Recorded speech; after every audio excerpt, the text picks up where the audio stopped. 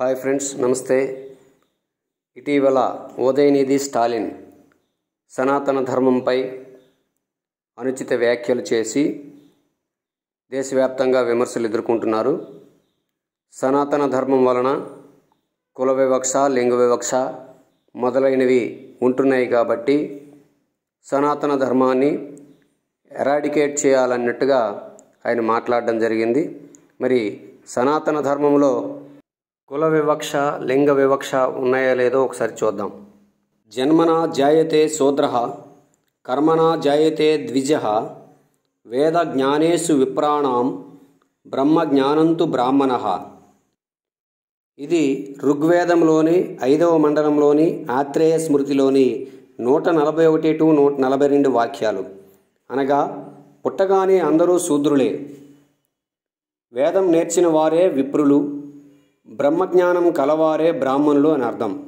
అదేవిధంగా వేద విధులతో సంచరించక, దేవతలను పూజించక, వివేకములు లేక జీవించేవారు బ్రాహ్మణ కులంలో పుట్టిన వారైనను వారు బ్రాహ్మణులు కానే కారు, శూద్రులే అగుదురు.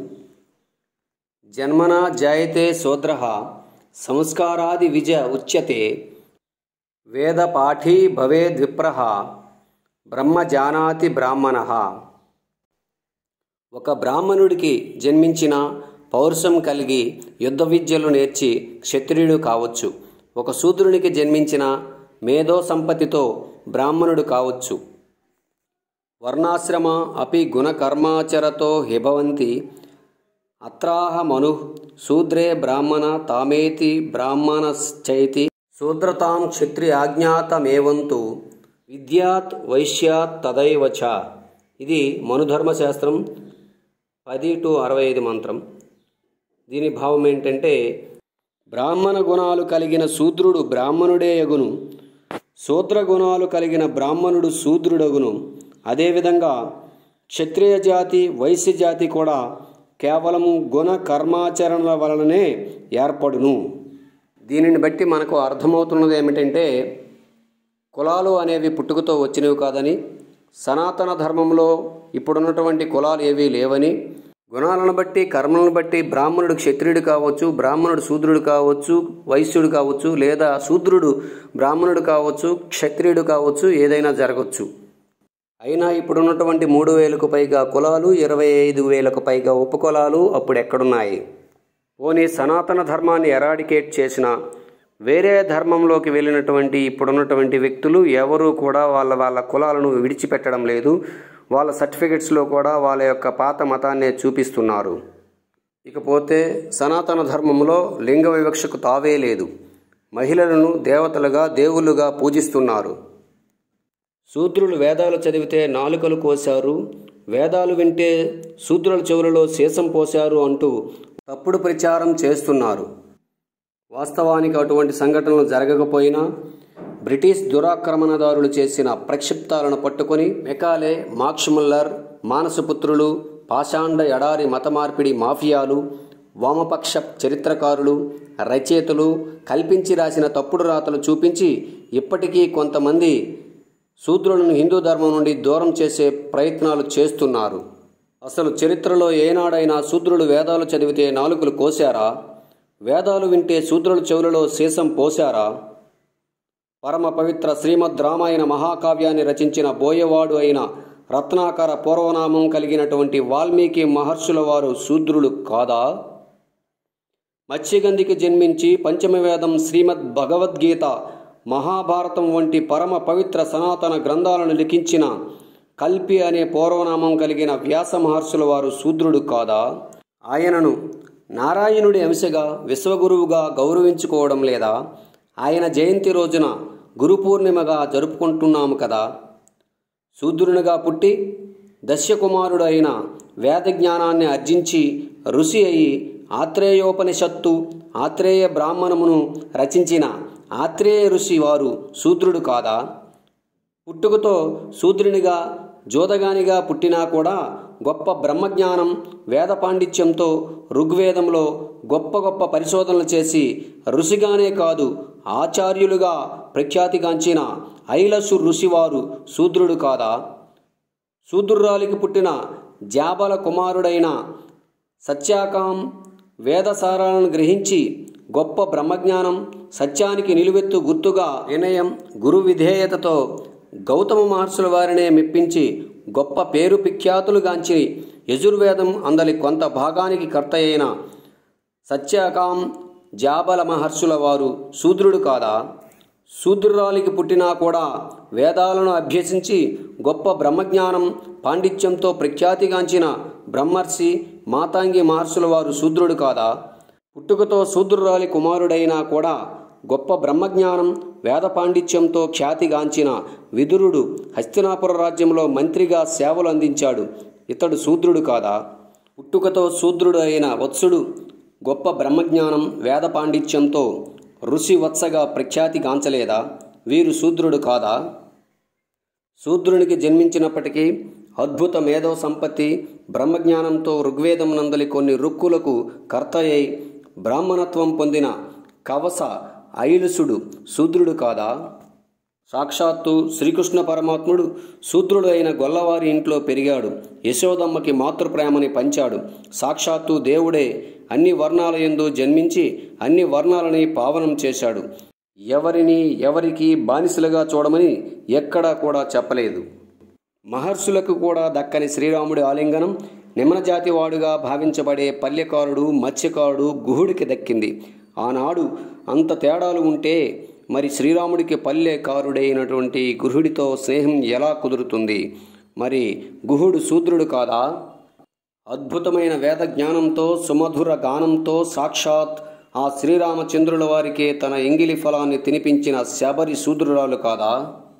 స్వయంగా కవి పండితుడు, సాహితీ సమరాంగణ సార్వభౌముడు, వేదజ్ఞానం, బ్రహ్మజ్ఞానం కలిగి గొప్ప రాజనీతిజ్ఞుడు, సైనికాధికారి, భుజబల సంపన్నుడు, ఆర్థికవేత్త, మత సహనము కలవాడు, వ్యూహ నిపుణుడు, పట్టిన పట్టు విడవనివాడు, కవి పోషకుడు, రాజ్య నిర్మాత మొదలగు సుగుణాలు కలిగి విజయనగర సామ్రాజ్య చక్రవర్తి, తెలుగు ప్రబంధ కవి, ఆంధ్రభోజుడిగా ప్రఖ్యాతుడు అయినటువంటి శ్రీకృష్ణదేవరాయల వారు శూద్రుడు కాదా? మట్టి బొమ్మలను మహారణానికి జట్టు నడిపిన శాలివాహనుడు కొమ్మరి వృత్తికి చెందినవాడు. మరి ఆయన శూద్రుడు కాదా? వేదకాలంలో పుట్టుకతో శూద్ర కుటుంబంలో పుట్టిన గొప్ప బ్రహ్మజ్ఞానం, వేద పాండిత్యంతో ఋషిగా మారి తన వంటి మిగిలిన శూద్రులకు వేద పాండిత్యాన్ని, బ్రహ్మజ్ఞానాన్ని పంచి జనశ్రుతి పౌత్రయన జరిపిన రైక్వ ఋషివారు శూద్రుడు కాదా? కుమ్మరి వృత్తి చేసేవారి కుటుంబంలో జన్మించిన గొప్ప బ్రహ్మజ్ఞానం, వేద పాండిత్యంతో సాక్షాత్ పండురంగడినే ముగ్ధుడిని చేసిన భక్త తుకారాం గారు శూద్రుడు కాదా? ఆయన ముని బహినాభాయికు గురువుగా వ్యవహరించడం నిజం కాదా? జన్మతః శూద్రునిగా జన్మించినా కూడా వేద జ్ఞాన సముపార్జన, బ్రహ్మజ్ఞానంతో ఋషిగా మారిన ఋషి నారాయణ గురు గారు శూద్రుడు కాదా? జన్మతః శూద్రునిగా జన్మించినా కూడా వేద జ్ఞాన సముపార్జన, బ్రహ్మజ్ఞానం సంపాదించిన కబీర్ దాస్ శూద్రుడు కాదా? కబీర్ దాస్, సూరత్ గోపాల్, జుగుదాస్ వంటి జన్మతః బ్రాహ్మణుడైన పండితులకు గురువుగా చేయలేదా? జన్మతః శూద్రునిగా జన్మించినా కూడా గొప్ప బ్రహ్మజ్ఞానం, వేద పాండిత్యంతో బెంగాలీ మహారాజు లక్ష్మణ్ సేన్కు రాజగురువుగా ఎనలేని సేవలు అందించిన ఋషి ధోయి శూద్రుడు కాదా? శూద్రునిగా పుట్టినా కూడా కలంగినథార్ శిష్యర్కంలో వేదాలను అభ్యసించి గొప్ప బ్రహ్మజ్ఞానం, పాండిత్యంతో బంగారం తయారీ పనిచేసే తమిళ భోగర్ చైనా దేశం వెళ్ళి హిందూ ధర్మ ప్రచారం చేశారు. ఈయన శూద్రుడు కాదా? మత్స్యకారుల కుటుంబంలో పుట్టినా కూడా అద్భుతమైన జ్ఞానం, వేద పఠనం, గొప్ప బ్రహ్మజ్ఞానంతో 63వ శైవ నాయనార్లలో ఒకరిగా ప్రఖ్యాతి చెందిన ఆదిపట్టన్ శూద్రుడు కాదా? కళింగ రాజ్యాన గోవులు కాసేవారి ఎంట పుట్టి వేదాలను అభ్యసించి గొప్ప బ్రహ్మజ్ఞానం, పాండిత్యంతో 5 పంచసఖాలలో ఒకరిగా ప్రఖ్యాతి చెందిన అచ్యుతానంద శూద్రుడు కాదా? చర్మకారుల వృత్తి చేసే కుటుంబంలో పుట్టినా కూడా అద్భుతమైన జ్ఞానం, వేద పఠనం, గొప్ప బ్రహ్మజ్ఞానంతో ప్రఖ్యాతి చెందిన తమిళనాడు అలగై శూద్రుడు కాదా? కళింగ రాజ్యాన కాటికాపరి వృత్తి చేసేవారి ఇంట పుట్టి వేదాలను అభ్యసించి గొప్ప బ్రహ్మజ్ఞానం, పాండిత్యంతో 5 పంచసఖాలలో ఒకరిగా ప్రఖ్యాతి చెందిన బలరాం దాస్ శూద్రుడు కాదా? కళింగ రాజ్యాన మత్స్యకారుల కుటుంబంలో పుట్టినా కూడా అద్భుతమైన జ్ఞానం, వేద పఠనం, గొప్ప బ్రహ్మజ్ఞానంతో ఋషిగా వెలుగొందిన భీమ దిబారా శూద్రుడు కాదా? జన్మతః శూద్రునిగా జన్మించినా కూడా వేద జ్ఞాన సముపార్జన, బ్రహ్మజ్ఞానం సంపాదించిన ఋషి రవిదాస్ శూద్రుడు కాదా? ఋషి రవిదాస్ మీరాబాయ్, చిత్తోర్గఢ్ మహారాణి జలి, పాటికి మహారాణి మైనమతి మొదలైన వారికి రాజగురువుగా విశేష సేవలు అందించలేదా? జన్మతః శూద్రునిగా జన్మించినా కూడా వేద జ్ఞాన సముపార్జన, బ్రహ్మజ్ఞానం సంపాదించిన ముని నామదేవ్ శూద్రుడు కాదా? శూద్రుల ఇంట పుట్టి వేదాలను అభ్యసించి గొప్ప బ్రహ్మజ్ఞానం పాండిత్యంతో ప్రఖ్యాతి చెందిన చోఖమేళ శూద్రుడు కాదా? జన్మతః శూద్రునిగా జన్మించినా కూడా వేదజ్ఞాన సముపార్జన, బ్రహ్మజ్ఞానం సంపాదించిన సంత్ కన్హోపుత్ర శూద్రుడు కాదా? మహారాజు కవార్ధ రాజగురువు వేదజ్ఞాన సముపార్జన, బ్రహ్మజ్ఞానం సంపాదించిన గురు బాలక్ దాస్ శూద్రుడు కాదా? జస్పూర్ యువరాజు రాజ్ కుమార్ దిలీప్ సింగ్ గారి రాజగురువు గురు రామేశ్వర్ ప్రసాద్ గాధర శూద్రుడు కాదా? సాక్షాత్ ఆదిశంకరాచార్యుల వారు గురువుగా స్వీకరించి తల వంచి నమస్కారం పెట్టింది కాటి కాపరి అయిన ఒక శూద్రునికి కాదా? ఆ సందర్భంలో లిఖించేదే మనిష పంచక. జన్మతః శూద్రునిగా జన్మించినా కూడా గొప్ప బ్రహ్మజ్ఞానం, వేద పాండిత్యంతో ప్రఖ్యాతి చెందిన సంత్ ఘాసిదాస్ శూద్రుడు కాదా? జన్మతః శూద్రునిగా జన్మించినా కూడా గొప్ప బ్రహ్మజ్ఞానం, వేద పాండిత్యంతో ప్రఖ్యాతి చెందిన వఖ్న శూద్రుడు కాదా? మరాఠా రాజ్యంలో చెప్పులు కుట్టుకునే వారి కుటుంబంలో జన్మించినా కూడా గొప్ప బ్రహ్మజ్ఞానం, వేద పాండిత్యంతో ప్రఖ్యాతి చెందిన గురు విఠల్ రామ్జీ షిండే శూద్రుడు కాదా? మరాఠా రాజ్యంలో చెప్పులు కుట్టుకునే కుటుంబంలో జన్మించినా కూడా గొప్ప బ్రహ్మజ్ఞానం, వేద పాండిత్యంతో ప్రఖ్యాతి చెందిన సోయరాబాయ్ శూద్రురాలు కాదా? మధ్య భారతంలో చెప్పులు కుట్టుకునే వారి కుటుంబంలో జన్మించినా కూడా గొప్ప బ్రహ్మజ్ఞానం, వేద పాండిత్యంతో ప్రఖ్యాతి చెంది శైవ వైష్ణవ భేదాలను రూపుమాపిన శోభిరామ్ శూద్రుడు కాదా? పౌరవ రాజ్యమును చెప్పులు కుట్టుకునే వారి కుటుంబంలో జన్మించినా కూడా గొప్ప బ్రహ్మజ్ఞానం, వేద పాండిత్యంతో ప్రఖ్యాతి చెందిన పిపాల్ దాస్ ఆయన కుమారుడు శరవణదాస్ శూద్రుడు కాదా? పౌరవ రాజ్యమును చెప్పులు కుట్టుకునే వారు కుటుంబంలో జన్మించినా కూడా గొప్ప బ్రహ్మజ్ఞానం, వేద పాండిత్యంతో ప్రఖ్యాతి చెందిన రామదాస్ శూద్రుడు కాదా? ఉత్తర భారతదేశంలో చెప్పులు కుట్టుకునే వారి కుటుంబంలో జన్మించినా కూడా గొప్ప బ్రహ్మజ్ఞానం, వేద జ్ఞానం పాండిత్యంతో ప్రఖ్యాతి చెందిన పరశురాం శూద్రుడు కాదా? పంజాబ్లో రజక వృత్తి చేయువారి కుటుంబంలో జన్మించినా కూడా గొప్ప బ్రహ్మజ్ఞానం, వేద పాండిత్యంతో ప్రఖ్యాతి చెందిన నామ్దేవ్ శూద్రుడు కాదా? ఉత్తర భారతదేశంలో చెప్పులు కుట్టుకునే వారి కుటుంబంలో జన్మించినా కూడా గొప్ప బ్రహ్మజ్ఞానం, వేద పాండిత్యంతో ప్రఖ్యాతి చెందిన మోహినీదేవి శూద్రురాలు కాదా? తమిళనాట వీధులు శుభ్రం చేయు వారి కుటుంబంలో పుట్టిన గొప్ప బ్రహ్మజ్ఞానం, వేద పాండిత్యంతో ప్రఖ్యాతి చెందిన మునిబానన్ శూద్రుడు కాదా? మరాఠా రాజ్యంలో చర్మకార వృత్తి చేయువారి కుటుంబంలో పుట్టి గొప్ప బ్రహ్మజ్ఞానం, వేద పాండిత్యంతో ప్రఖ్యాతి చెందిన బహిరామ్ చోఖమేళ శూద్రుడు కాదా? మరాఠా రాజ్యంలో చర్మకార వృత్తి చేయువారి కుటుంబంలో పుట్టి గొప్ప బ్రహ్మజ్ఞానం, వేద పాండిత్యంతో ప్రఖ్యాతి చెందిన బాలక్ దాస్ శూద్రుడు కాదా? మరాఠా రాజ్యంలో చర్మకార వృత్తి చేయువారి కుటుంబంలో పుట్టి గొప్ప బ్రహ్మజ్ఞానం, వేద పాండిత్యంతో ప్రఖ్యాతి చెందిన బంకా మహర్ శూద్రుడు కాదా? మరాఠా రాజ్యంలో చర్మకార వృత్తి చేయువారి కుటుంబంలో పుట్టి గొప్ప బ్రహ్మజ్ఞానం, వేద పాండిత్యంతో ప్రఖ్యాతి చెందిన భాగు శూద్రుడు కాదా? ఉత్తర భారతంలో చెప్పులు కుట్టుకునే వారి కుటుంబంలో పుట్టి గొప్ప బ్రహ్మజ్ఞానం, వేద పాండిత్యంతో ప్రఖ్యాతి చెందిన బీర్ ఖాన్ శూద్రుడు కాదా? మరాఠా రాజ్యంలో చెప్పులు కుట్టు వారి కుటుంబంలో పుట్టి గొప్ప బ్రహ్మజ్ఞానం, వేద పాండిత్యంతో ప్రఖ్యాతి చెందిన చెన్నయ్య శూద్రుడు కాదా? మరాఠా రాజ్యంలో చెప్పులు కుట్టు వారి కుటుంబంలో పుట్టి గొప్ప బ్రహ్మజ్ఞానం, వేద పాండిత్యంతో ప్రఖ్యాతి చెందిన చిక్కయ్య శూద్రుడు కాదా? మరాఠా రాజ్యంలో చెప్పులు కుట్టు వారి కుటుంబంలో పుట్టి గొప్ప బ్రహ్మజ్ఞానం, వేద పాండిత్యంతో ప్రఖ్యాతి చెందిన చొక్కమేళ శూద్రుడు కాదా? మరాఠా రాజ్యంలో చెప్పులు కుట్టు వారి కుటుంబంలో పుట్టి గొప్ప బ్రహ్మజ్ఞానం, వేద పాండిత్యంతో ప్రఖ్యాతి చెందిన దామాజీ పంత్ శూద్రుడు కాదా?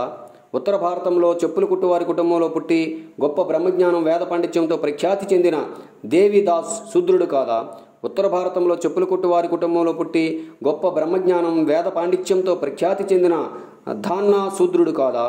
మధ్య భారతంలో చెప్పులు కుట్టు వారి కుటుంబంలో పుట్టి గొప్ప బ్రహ్మజ్ఞానం, వేద పాండిత్యంతో ప్రఖ్యాతి చెందిన ఘసిదాస్ శూద్రుడు కాదా?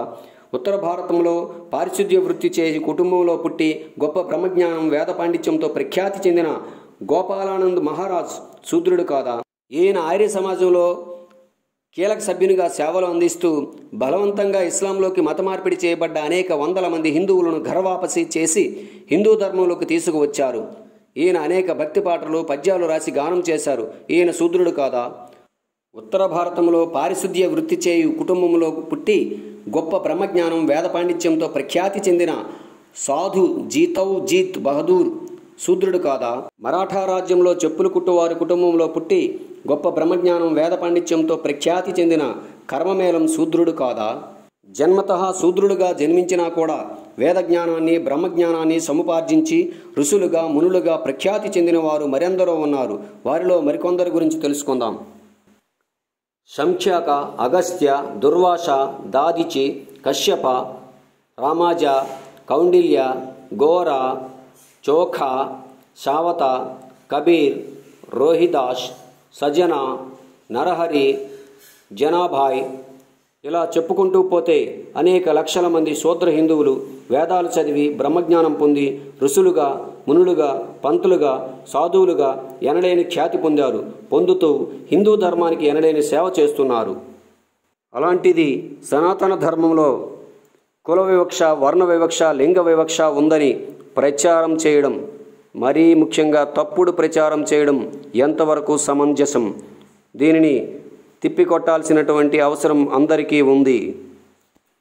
కొంతమంది కుట్రల వల్ల మధ్యలో పుట్టుకొచ్చిన ఈ కుల వివక్షను సనాతన ధర్మానికి అంటగట్టాలని చూడడం సమంజసం కాదు. మధ్యలో వచ్చిన ఈ కుల వివక్ష మధ్యలోనే పోతుంది, కానీ సనాతన ధర్మం శాశ్వతంగా నిలుస్తుంది. జై హింద్, జై భారత్, వందే మాతరం.